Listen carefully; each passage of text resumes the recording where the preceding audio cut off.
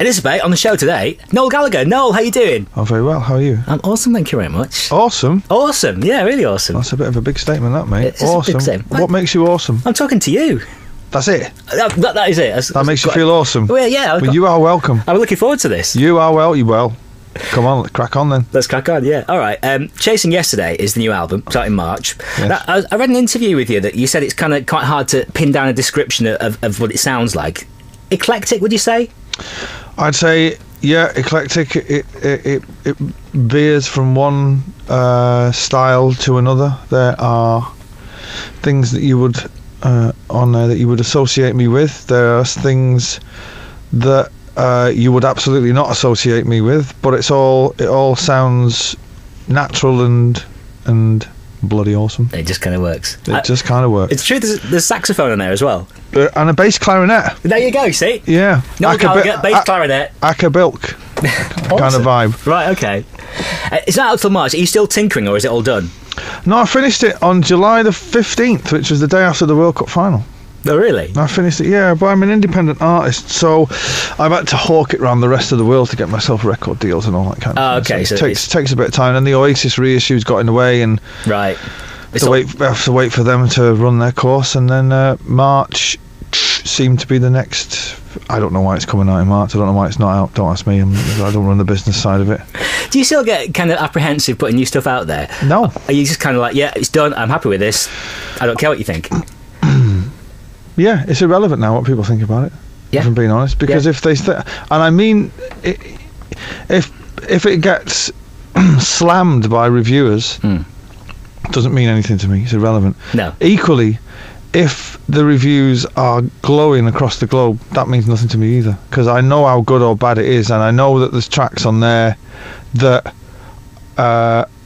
will only sound good in the context of the record, and I know there's tracks on there that are some of the best songs I've ever written, and I know that there's some on there that are maybe not some of the best songs I've ever written, but they work in the context of an album. So I know what its strengths and weaknesses are. So nobody can tell me anything about it that I don't already know. Do you even read reviews then, if you're not really kind of bothered about them? No, not as a rule. I'm not kind of fascist about it. And like, I shall not read reviews. You know, my manager will sometimes say, "Oh, there's a great review in, you know, the Shifnal Gazette."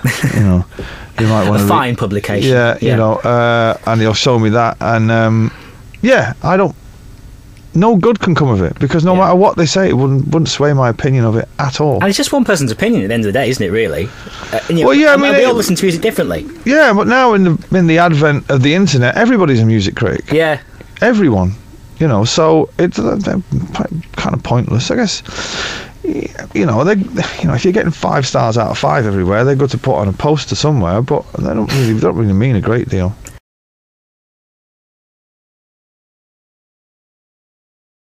Elizabeth, on the show today, Noel Gallagher. I read that one track on your album that you started writing 23 years ago. How did that come out? Did you just kind of have like a eureka moment that, I know how to finish that? No, I had this song called Lock All the Doors, which was written before Oasis even got signed or a record deal. Wow. And it was pretty good. And what happened was, it didn't go on Definitely Maybe, and it didn't go on Morning Glory. For whatever reason, I don't know why. I guess it got bumped for Champagne Supernovas. I can't remember. And when the Chemical Brothers asked me to write a song with them, they sent me this backing track, and it just so happened that the verse of this track called Lock All the Doors fitted perfectly with what became Setting Sun. Okay. And so I gave them that verse and sang it, and off it went. And then I always thought the chorus was so strong for this track, Lock All the Doors. I never gave up on it, and every time I would come to a cycle of writing songs, I'd kind of come back to it, and for 20 odd years it eluded me until one evening. It was Sunday. Right. Football had just finished. I remember it vividly, going to Tesco's, and I was coming back, just turning the corner onto my street by the Boots, and there it is, and it hit me. And it's the most amazing thing, which is the great thing about songwriting. It's like, you know, 6 days out of 7 you can sit down with a guitar and you'll get nothing, not even a sniff, and then, you know, you have go up to Boots. The next thing you know, there it is. So you're one of those people like 3 a.m, got a random idea. I've got to get this down now.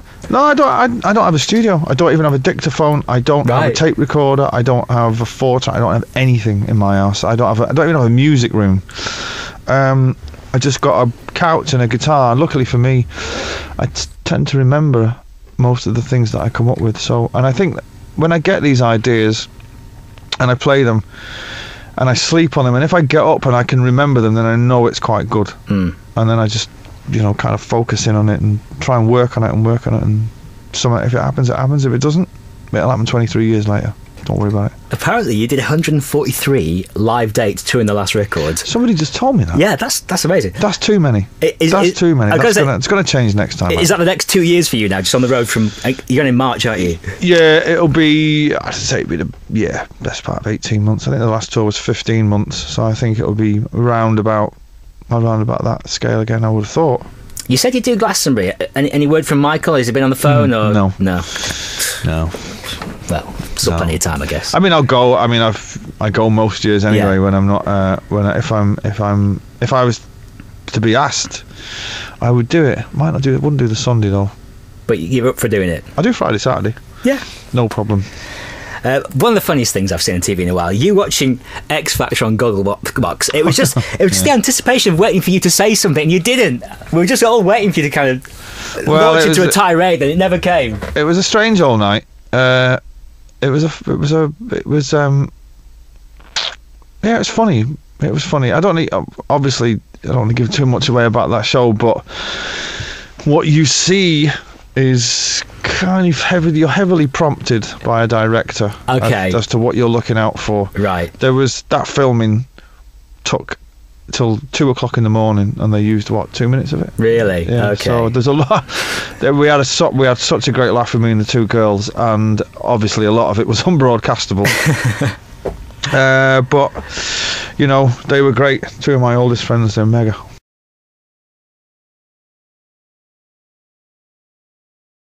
Elizabeth, on the show today, Noel Gallagher, Chasing Yesterday is the new album, starting March. This is the first one you produced yourself, isn't it? Yeah. Are you glad you did? Or is it a complete pain? I wouldn't say it was a pain. I'm really happy with the results, and I think it's got a definite different sound and a different attitude than maybe the last record. The last record was very slick and very well produced. This is a bit more rough around the edges and has a bit more charm to it.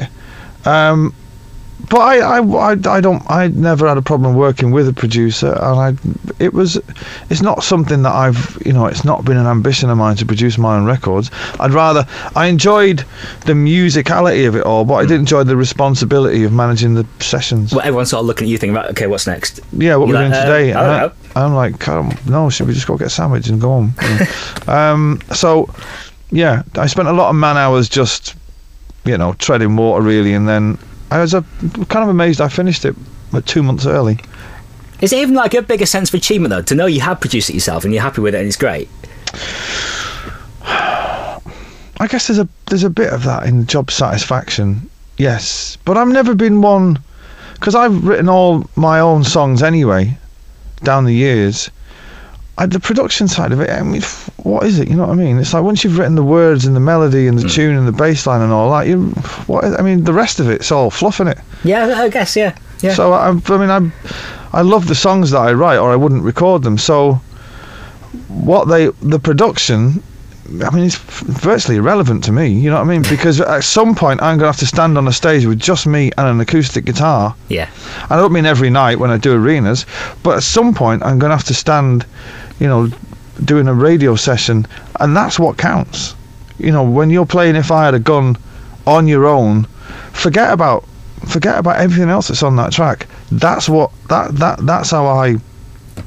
I write songs. That's my mindset. It's like, how's this gonna sound on some radio station in the Midlands somewhere when I'm singing it, and if it doesn't work, then I bin it and do something else.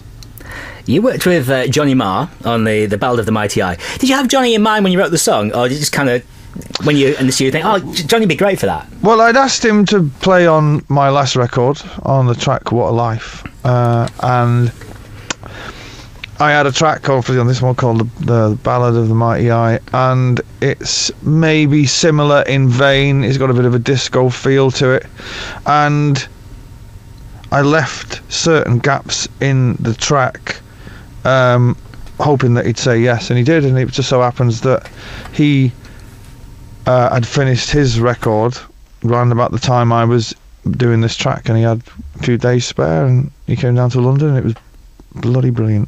He's got such a unique style, though, hasn't he, as well? Oh, I bet he's awesome to watch, is he? Well, when you watch him play the guitar, have you ever seen him live? No, I haven't. Right, he doesn't look like he's doing a great deal, but trust me, he's kind of. I mean, he's one of the greats. Yeah. And not one of the great. Like Paul Weller's one of the greats, right? And Jimmy Page and all. You know, but in amongst all that, he is unique. Nobody plays like he does, and he's influenced virtually the whole of indie music since the Smiths. Virtually everybody. He's a genius. I tell you that right now, and he makes it look very, very easy, and it's not. Now, no, what we quite often do with guests on the show, if you don't mind, it's just a little test, right? It's just a test of song lyrics. So that the song lyrics from your last album. Easy. I'll get 10 out of 10 coming in. You see, some people are great at this. Like James, the band were awesome, whereas Grant from Feeder... Grant from Feeder probably don't write the lyrics, I would have thought. Well, yeah, but he sings them, you know. This is true. He was struggling. This is true. Right, okay, so here goes. A line from one of your songs. For lonely souls, they could not save. That is a track called how does it go? What is it called? I know it. It's track 7. It's all the people on the me. What is the chorus? Oh, you get it. It's called. What is it called? I nearly had a full live session here. Do you want to know? No. I'll come back to it. Okay. Come and rescue me. Stranded on the Wrong Beat. Yes. Thoughts of going under. We've got Death of You and Me. Yeah. Only meant to flatter me.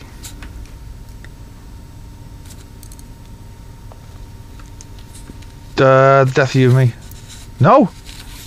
What is it? Dream on. Oh yeah. Well, it sounds the same anyway. I'll be by your side. I'll be by your. If I'd have gone. Yeah, it's just back to the first one. For lonely souls, they could not save. What is it called? It's a great song title as well. I'm going to have to hurry you, Mr. Gallagher. Do you want to know? Yes. Soldier Boys and Jesus Freaks. Yeah. You were there. You were there. Good song. Yeah. Well, listen, the single is out on the 17th of November, isn't it? Heat of the Moment. Yes. Heat of the Moment. And the album is 2nd of March. That's right. Yeah, good luck with both of those. Thank you very much. And it's been awesome to talk to you. Cheers, Thank Noel. you.